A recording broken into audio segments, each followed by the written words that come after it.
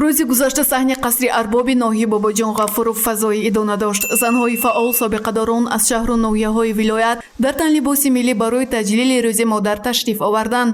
Дар паси парда ҳунармандони вилояти Суғд ва ансамблҳои рақсӣ барои дар сатҳи баланд гузаронидани қисми фарҳангии чорабинӣ омодагиро аз субҳи барвақт оғоз карданд. эй ҷавони дармани ту дармани ту дармани.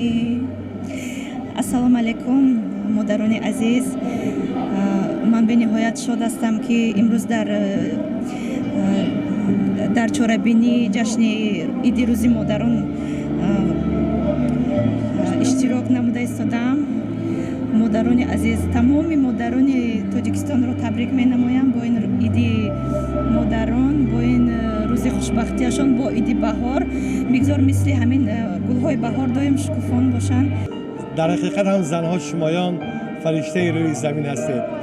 زنها شما فرشته روی زمین، زنها شما هم به بها و بهترین، زنها شما گلهای خوشبوی چمن، زنها شما زیبی جهان زیبی سخن.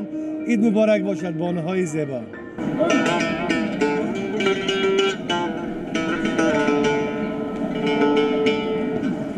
ҳамаи модарони азизро табрик мегӯям. барояшон умри дароз, тансияти хонаводӣ, саломатӣ таманно дорам.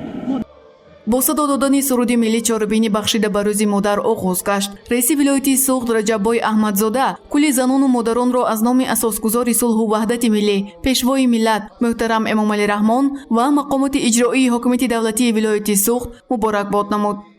зеро модар рамзи ҷовидонаи меҳру вафо ва идомабахши насли инсон буда, нахустин шахсест ки бо шири пок ва бо меҳрубонӣ ба худ хост дар қалби насли хислатҳои неки инсониро парвариш дода ва шоҳроҳи зиндагӣ раҳнамоӣ месозад.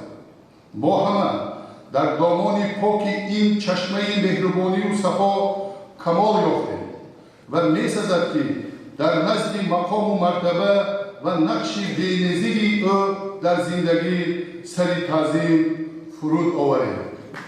раиси вилояти Суғд Раҷаббой Аҳмадзода таъкид бар он дошт ки тарбияи насли наврас фарзанд бештар ба дӯши модар аст. дар маърифатнок шудани ҷомеа саҳми модарон ҳамчун тарбиятгар ниҳоят калон аст. модарони тоҷик боиси ифтихори миллат буда рисолати хешро бо тамоми масъулият адо карда истодаанд. чун мо парвардаи модарбузургони миллати хеш ҳастем ки абу абдуллоҳи рӯдакиву исмоили сомонӣ, мавлавию камоли хуҷандӣ, абу алӣ синою абдураҳмони ҷомӣ, садриддин айнию мирзо турсунзода, бобоҷон ғафуров ва пешвои муаззами миллат президенти ҷумҳурии Тоҷикистон ҷаноби оли муҳтарам Эмомалӣ Раҳмонро ба мо тақдим карданд ва бузургиву азамати миллати тоҷикро ба чашми аҳли башар боз намуданд. баъди баромади пурмуҳтаво ва табрикоти раиси вилоят қисмати дуввуми чорабинӣ оғоз шуд. барномаи консертӣ бо сурудҳои ҳунарманди шоистаи ҷумҳурии Тоҷикистон Афзалшоҳ Шодиев ибтидо гирифт. барои табрики бонувони вилоят ҳунармандон аз пойтахти кишвар шаҳри Душанбе ташриф оварданд. бо сароидани суруд дар васфи модар таби ҳар нафар болидаву дар чашмонашон ашқ ҳалқа зад.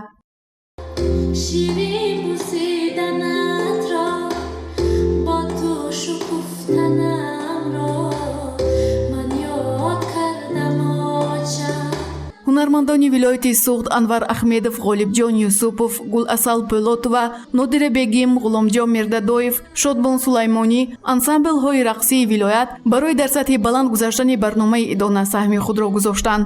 сурудҳо дар васфи ватан, модар, зан, баҳор ва зебогӣ садо доданд.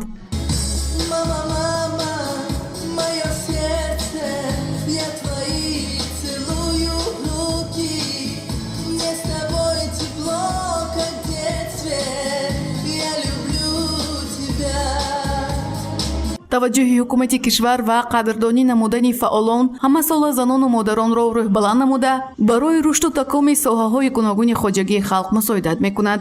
бонувони вилоят аз таваҷҷӯҳ ва дастгирии давлату ҳукумат хушнуд гашта бо таби идона ва рӯҳи болида ҳамдигарро бо рӯзи модар муборакбод намуданд. аз фурсат истифода бурда мехоҳам тамоми занҳои кишварро бо иди занҳо бо иди модарон табрику таҳният гӯям. ба тамоми занҳо тани сиҳат, хотири ҷамъ, умри дароз, осмони соф орзу мекунам. тамоми занону бонувану духтарони ҷумҳуриро бо иди модарон, рӯзи модар аз самими дил табрик намуда ба онҳо тансиҳати хонаободӣ ва тамоми хушиҳои рӯзгорро таманно мекунам. ман хеле миннатдор ҳастам ки ҳамин хел давлати шукуфон Тоҷикистон ба зиндагӣ мекунам, барои ки барои мо, барои занҳо ҳамин хел имкониятҳои васеъ кушода шудааст ки мо барои ҳамин имкониятҳо киди кори худамон пеш бурда метонем. ман ҳозир имрӯзанги ҷашн ба хеле эҳсосоти баланд киди омдосиям ки камтар бошидам камака кор кадаги мо ҳамин қадар қадршиносӣ кадосиянд. мо ин мекунам ки мо ҳоли мӯйл кор када метонем. ман бо ҳамин гуфтаниям ки агар занҳо ҳамин хел пешқадам бошем, агар мо писарои худамое ватанпарвар карда тарбия карда метонем. модар дар олам аз ӯ муқаддастару меҳрубонтар ва ҷонфидову азизтар касе нест.